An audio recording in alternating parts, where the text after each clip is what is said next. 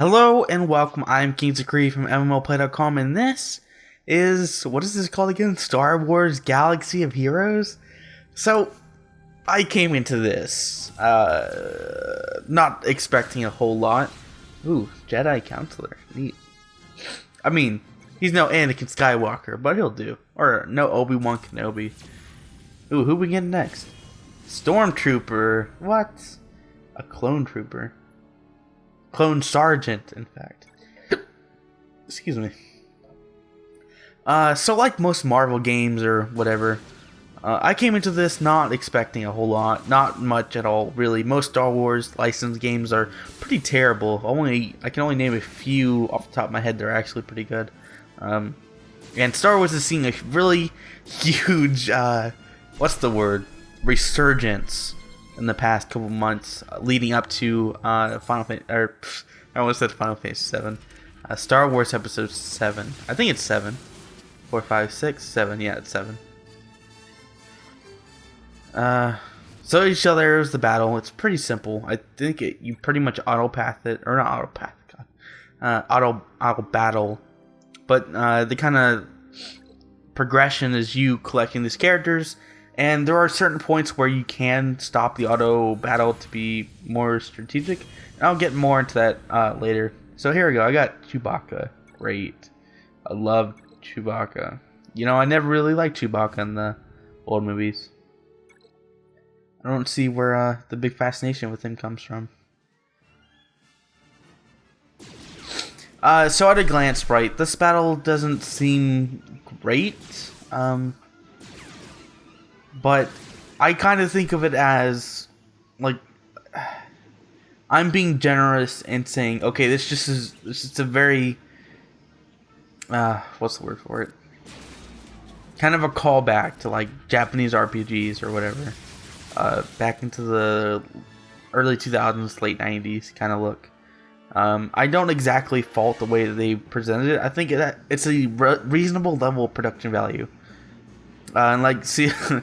I just wish the characters were a little bit more interactive. They're just like standing there like dead still.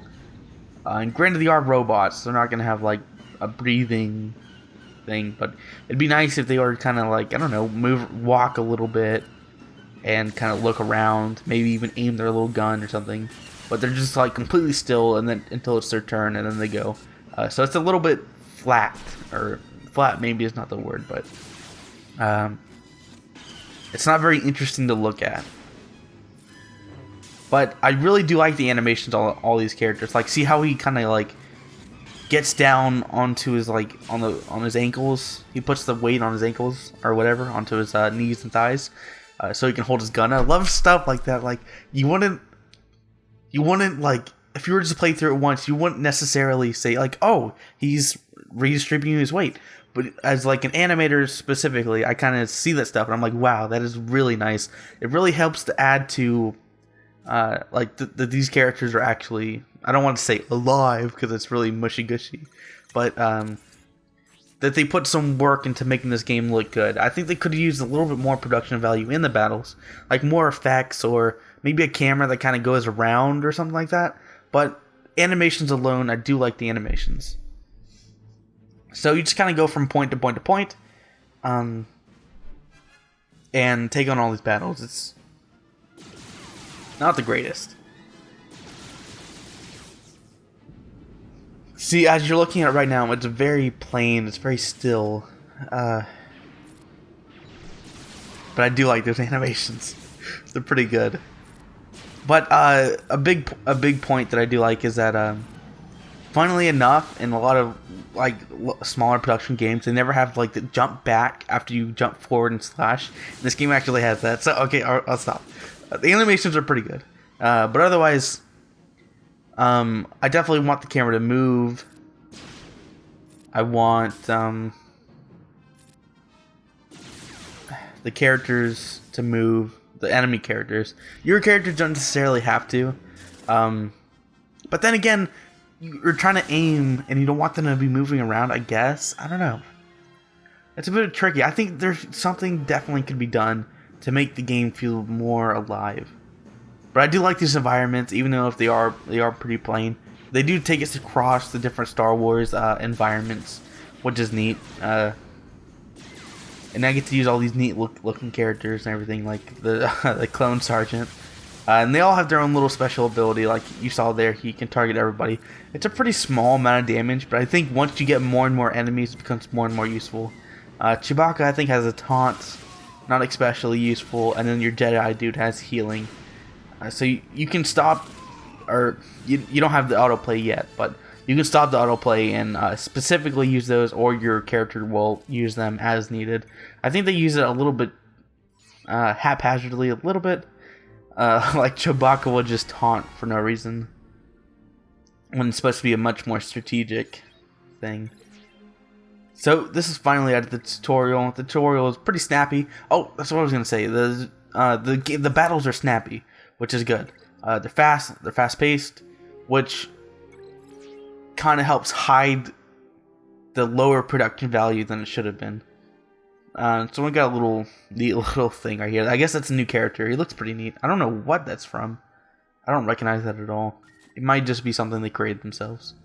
So like a lot of the mobile games of a similar genre, you can buy these packs, and the packs give you resources and characters. I think I just collected some weird looking red thing. I think that's from like the Phantom Menace and the Darth Vader. Wait, I think I had to collect 73 shards just to get the character.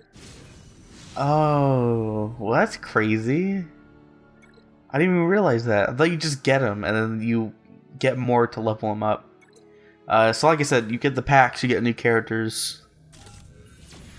So I guess maybe the more rare characters require shards to unlock, and then the lower quality characters you just kind of get for free. Like the Ewok that I don't care for. Who cares about the Ewok, man? Nobody. Oh, okay, there's more shards.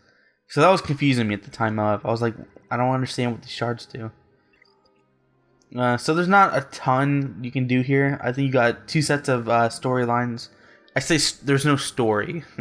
You have 2 sets of lines that you can do battles with, and then I think you have like a multiplayer, some kind of multiplayer. I don't recognize that guy either. Or that guy. I want that guy. The dual shooting western looking guy. Squad Arena, Cantilena, Shipments. I imagine they're all slight variations or, otherwise whatever kind of modes to go participate in. Not game changer or anything. It looks like there's a lot of missions though. What's strange is that there's different star ratings. Like, are you really going to go back and play ones you've already played for like no reason? And I get a little confused here. I thought you're supposed to assign everyone to the left side, not to the right side. Yeah. I was dumb. I didn't understand. I thought your right side is your collection, and you click it to the left side, but it's actually the reverse. Everything starts with everything in there. Oh god. Just seeing me fool around with this forever is just embarrassing. And I was like, oh, okay. I was dumb. Because I thought you could only take 3, which was the thing. But no, you can have like up to 6, looks like, which is cool. Just use the Ewok special ability, and now I have access to the autoplay. Which, I normally really dislike it. I have strong disdain for autoplay and autoplay, whatever. But I do take a lenience to games that are made for mobile and on the go, and they're just supposed to be fast-paced, dumb things that you don't really think too much about, and you just kind of go. And they're more of a visual adventure than they are a strategic gameplay game or whatever. I'm especially critical of browser-based games, but not so much on mobile games.